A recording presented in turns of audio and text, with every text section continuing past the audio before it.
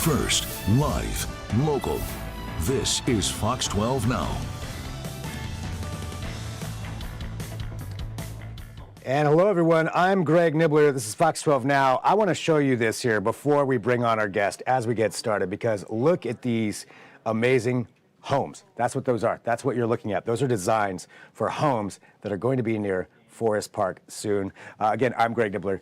Thanks for joining us. We're streaming live on our social media channels, on our website, on our apps, and we get to have some great conversations on this show. And we're talking about really a legendary architect who has designed many an Oregon home, a Northwest home, a worldwide home that you've probably seen before, because these designs are so unique. They don't look like anything else, and we're going to talk all about them, including the Forest Park ones. But joining me right now, very happy to have Robert Oshatz. Robert, I really thank you for taking some time out to join to just discuss these homes and these things that you've designed. And to start off, your career has spanned, so many different eras and so many different things, but your homes are so unique. Can you tell us about, the start of your career and what kind of led to this philosophy that you have when it comes to designing homes? Well, my career started a long time ago because when I started high school in the 10th grade, I only went to school half a day from 9 o'clock to 12, and then from 1 to 5, I worked for an architect. So for 3 years, I was working for an architect and learning the trade. It's something that I fell in love with when I was around 12 or 13 years old, when I took a drafting class in junior high school. And for the first time in my life, I did something well. And the instructor said, well, you should be an architect. Well, at the time, I didn't know what the word meant. I could barely pronounce it.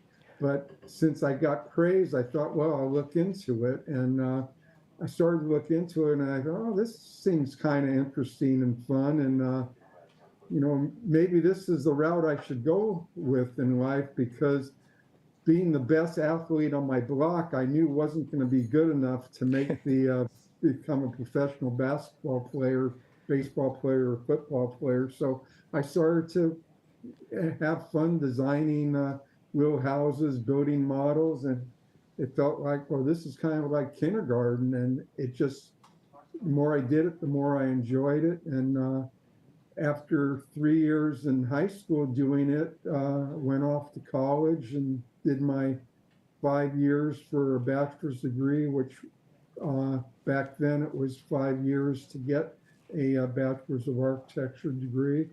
And then came up to Pacific Northwest, fell in love with the greenery. I liked the political sense at the time that was going on in the 60s in Oregon, and decided that I wanted to stay here. And by 1971, I was the youngest licensed architect in the state, and I opened up a practice. Wow. So, I think it's a few things there. Just knowing that you really liked this at that young age, but also getting that encouragement, I think, is huge. Somebody just giving you praise and saying, "Hey, yeah, you're pretty good at this," and turns out you were. But then also being the youngest architect opening up a practice. When you first started there, what were some of the things that you were designing right out of the gate?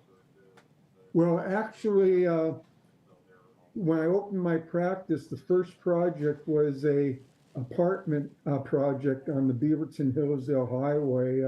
Raleigh Hills Apartments. They're condominiums now, but when I did the project, they were apartments, and at the time they were quite different from how everyone else was designing apartment houses. And most of the time you would get these fourplexes or sixplexes, and there'd be a lot of buildings, and that would create the apartment complex. But this was all one building on a hillside that stepped up. Each unit stepped up 3 feet from the next one as it stepped up the hill, and it caused quite a stir in town. it was close to where I lived at the time, so I was going out to look at it almost every day when it was under construction, and I'd just be in, dirty old clothes, and no one knew who I was. So, and I would see other architects there, but they didn't know me, so I'd follow them around and kind of listen to what they were saying and so forth. And towards uh, towards the end, when people started to see what the building looked like, uh, it started to get a waiting list of people wanting to move into the units. There were only 17 units, and they were really quite different from anything that was being built in the Portland area. So with this waiting list, the developer kept on jacking up the price of the units. When I was designing the project, the intent was that these 3-bedroom, 2-bathroom apartment units would run about $275 a month rent. And this is back in 1971, 72. So that was a pretty good price for renting a 3-bedroom at the time. Now it sounds like quite a bargain, but back then that was quite reasonable. But because of this waiting list, the developer jacked the price up and ended up renting them out at $425 a month. And I thought, oh, wow, I'm going to become the king of multifamily housing in Portland, and all new jobs will be coming because this project's so successful. But what happened, success ruined me, and I never got another multifamily project in my life. And what it turned out to be was the other developers in town, they all thought that the rent was so high because the developer must have had a lot of cost overruns, and he needed to jack the rent up to cover the cost overruns. But in reality, there was no cost overruns whatsoever. It was built at the same price of everyone else's apartment project at the time, but I couldn't convince anyone of that. So never got another project, but fortunately it led to other interesting jobs that came in. Yeah, well, so your popularity ruined you for the multifamily side of things, which that is kind of odd. But I mean, the way it worked out, I think it worked out pretty well for you. So I've got some of these homes. There's a bunch here that'll kind of scroll through, but these designs, each one of them is so unique. But I want to know, is there an underlying philosophy that you have with these kinds of homes? Well, I think that any structure should be at peace with its environment, and people should be at peace within the structure. So I look at the site, and every site has its own sense of poetry to it. We got localized areas of flash flooding out there. Yeah, our little creek here. Yeah, it's breaching. Yeah, sorry, I'm still here. Could you hear me? Yeah. Oh yeah. Oh no, that was my fault. No, but so yeah, you look at these and you have, you mentioned incorporating the surrounding aspects. So where you have a site is. So how do you go about that? Because that seems like for you it's so natural and easy to do. But what are the things you look for when you're, say, in an environment, and how to incorporate that in? Well, let's talk about a house, because a house appears to be fairly simple, but from an architectural standpoint, it's a very complex problem because it has many functions, where you get, an office building that has very few functions, or even, a museum. It has gallery space, entry, storage, office spaces. It really isn't a very complex problem, but the house is complex, but people think they can design a house and they understand it. So let's talk in those terms. Okay. So the audience can follow through. But for me, I look at the site and study the site, because every site has its own sense of poetry to it. And you want to bring that poetry into the structure so that the structure feels at peace with the environment that it's in and people feel at peace within the structure.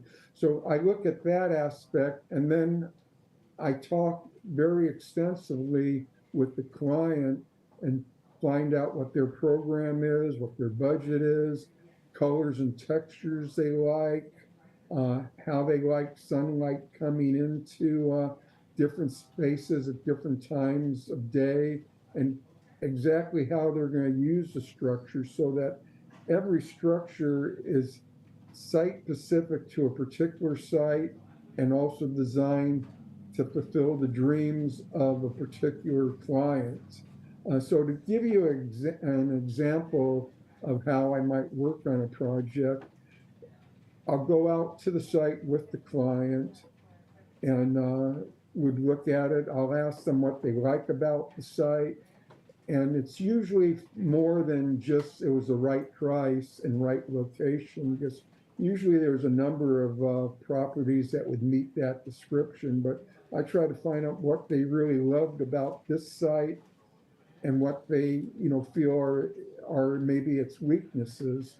But you have to build something on the property to protect one from the elements when they're sleeping, eating, cooking, dining, entertaining, relaxing, or whatever.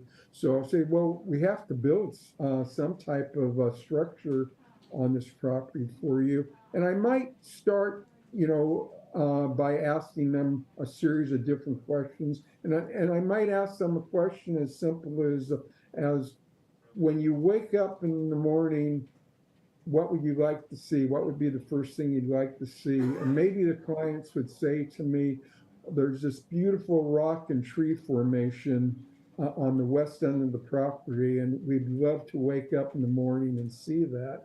Well, that would immediately tell you that you need to let them, give them a sleeping area on the west side of the property so that they can see this tree and rock formation they want to see.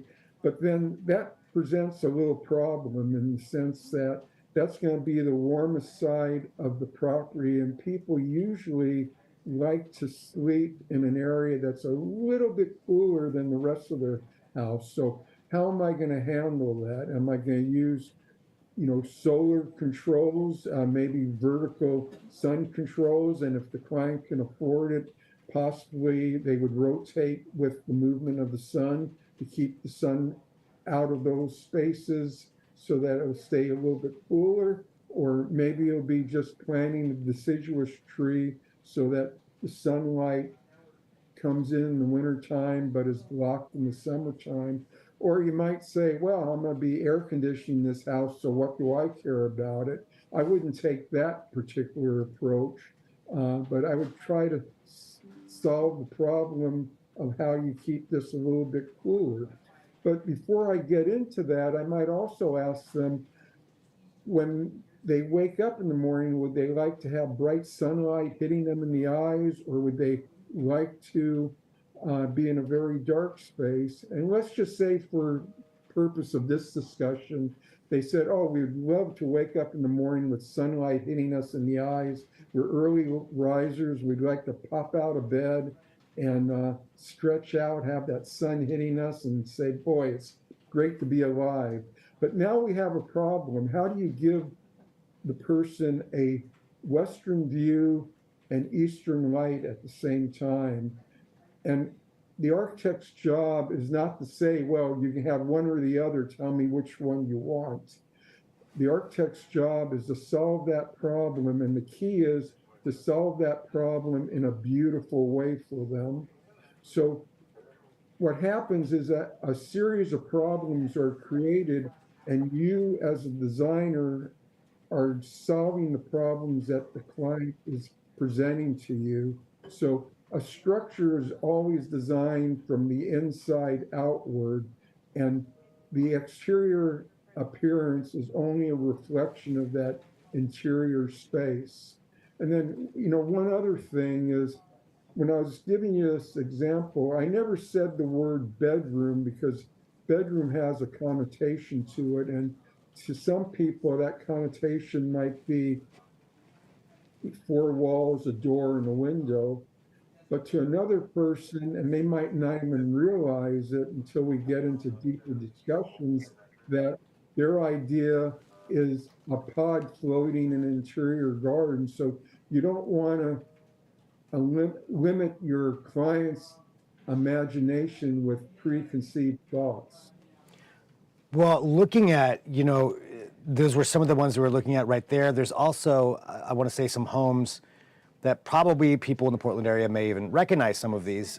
This one in particular, right there. But these are things that are around here right now that are designed, seemingly into their surroundings, which is, exactly what you were just describing. But like this one right here with the wave, I mean, that's just an iconic home. And can you tell us about those ones, these ones that people may recognize around here? Well, the Wave House, which is on the Willamette River, close to Oaks Park, that site had the poetry of the movement of water and the rippling effect of water and its movement. And I wanted a structure that felt like it belonged at that location on water and not being a building that was just on a platform that could have been built on land just as easily. I wanted it to have meaning and a feeling to the water. So I wanted to pick up that ripple effect and those little waves and movement of water that you see. So the forms took on that expression, but those forms were also elements that related to the way the client wanted to live inside the house, that they wanted to have a loft feeling, a two-story living space, and a bedroom facility that looked down on it. And it really is, yeah. Yeah. Yeah, I mean, and it looks that way, I mean, the way that home is, because anybody who's been down there on the Willamette has probably seen that, and it stands out so much, Yeah. And then the other house you showed, which was on Elk Rock, Elk Rock Road, that one was on a very steep hillside, and the higher up you got on the property, the better the view became, but also the more noisy it became because it backed up against the Highway 43. So I wanted to get as high as possible with the main family living space, taking advantage of the views. And then I'm wondering, is that talking in the background? Is that No, sorry, that's talking in the background. I'm in the Fox 12 newsroom, so that's just the people so working on news. it's not Yeah. affecting? Yeah, no, it's not on your end. It's all good. I thought I might have to shout to get over it or something. Oh, no, yeah, I'm sorry. The Elk Rock Roadhouse, I should say Elk Rock Residence, Elk Rock Roadhouse sounds like it can be a brothel or something.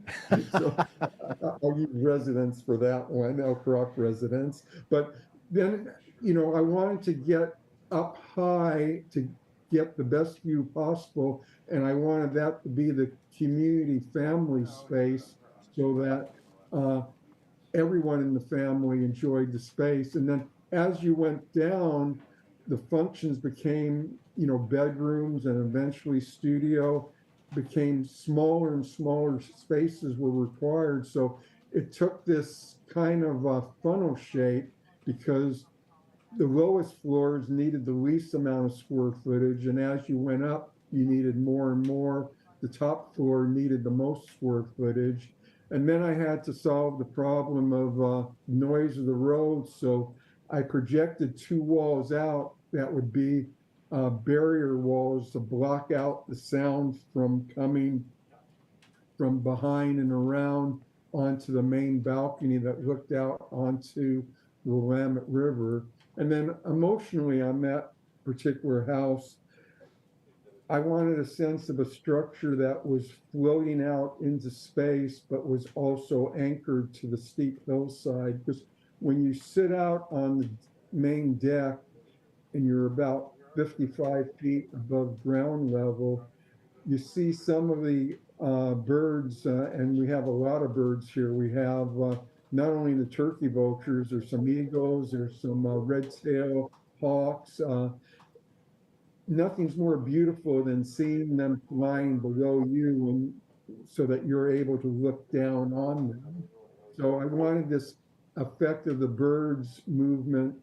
I wanted to create this soaring effect that the house soared out into space, but since you can't defy gravity, I wanted it anchored to the ground so people felt comfortable in it.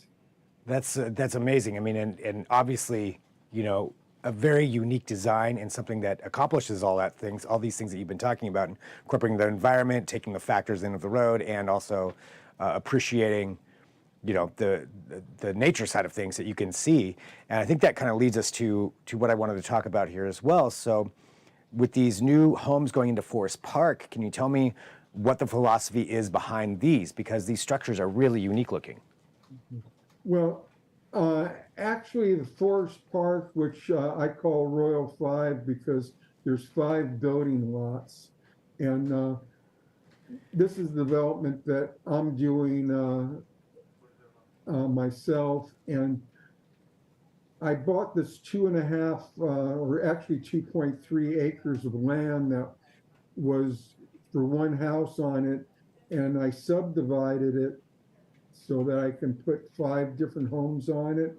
And what I wanted to do was I wanted to create a little subdivision where the 5 houses were all different, but they felt like they belonged together as if they were a bouquet of flowers.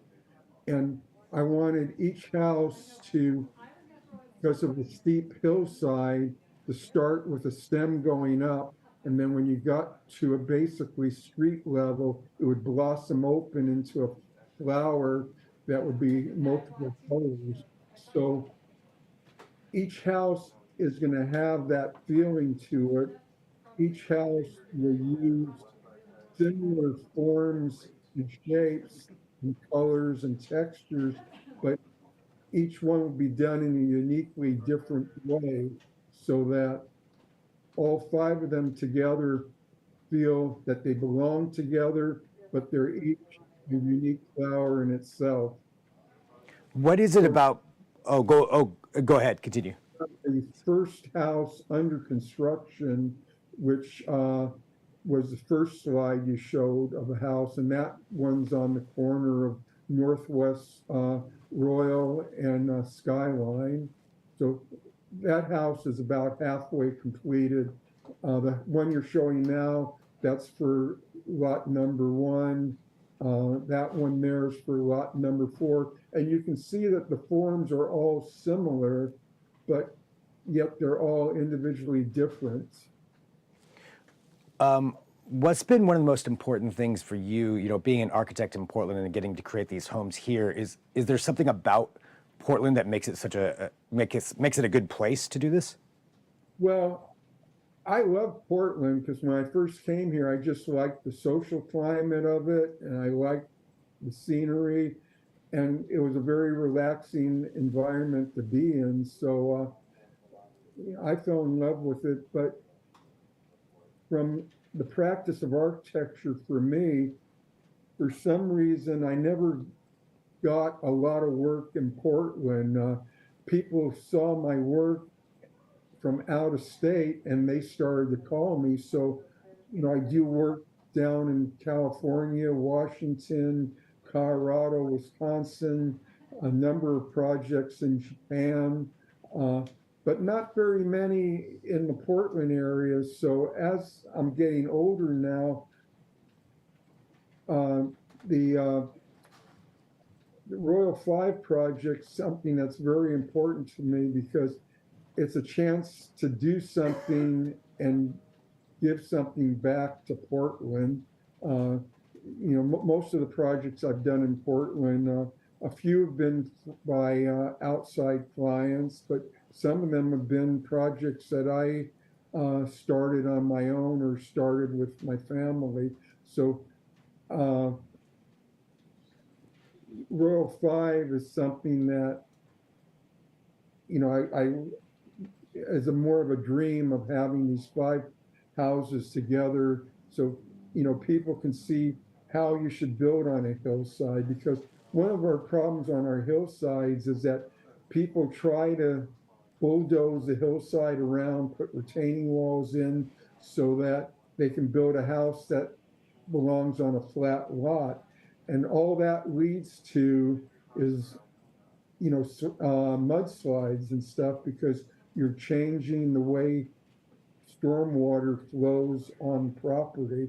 And I wanted to make sure that that wouldn't happen. So these houses, although they grow out of the ground, the stormwater can just flow right underneath and right through them without affecting the environment. And also, it was a very unique subdivision in the sense that there wasn't set permanent property lines. You know, what I created was what we called disturbance areas, and you can build within the disturbance area. And then after you design the structure, you go back and you draw your property lines, and then you go back to the city of Portland and you go through a routine lot line revision. That's a very straightforward, simple process to do. So the parameters I used was that, well, each house, there should be a minimum of about 25 feet between each house. And I'm designing each house so that there's privacy between each home, so that one person in one house can't look through a window of another house and into someone else's home. You have this sense of privacy, yet separation between houses. And that's basically, you know, what I was trying to do on that project. It's just been a dream of mine for a long time. Well, they're incredible looking. I mean, I think everybody's going to be excited to see that, you know, as over there by Forest Park, and incorporating the land and the design into it is, I mean, they're beautiful, unique looking homes, and really glad that, you know, you're getting to design this one that you've wanted to after all this time here, in picking one in Portland, picking this plot, and how you're able to go about that. And Robert, you know, I want to say thank you very much for joining us here too, to talk about this, to talk about your projects, your philosophy on this, and creating these, you know, these are homes, but they're also pieces of art that everybody gets to enjoy as they get to see them. And really appreciate your time for joining us to talk about all of this. Well, it's my pleasure. I enjoyed it very much. Yeah, Robert, thanks for joining us here on Fox 12 Now. Okay, you have a good day. You too. You too, and for everybody watching too, you know, appreciate you all joining here the show. Again, Fox 12 Now, we start live every weekday at 1 p.m. We cover a lot of different things. We're live here from the Fox 12 newsroom, so you can watch all of our interviews on our YouTube channel, on our app. If you download the Fox 12 Oregon app, there's a Fox 12 Now button. You can press that and tune in right there and check out and share all of the different conversations that we get to have, getting to talk to people like Robert Oshatz. So, I mean, that was really cool. These are homes that you've seen everywhere, and now we got to talk to the person who actually designs these, plus these new ones that are going up at Forest Park. So really great discussion there. And thanks, everybody, for joining us. We're going to log off for right now. I'm Greg Nibbler. This is Fox 12 Now.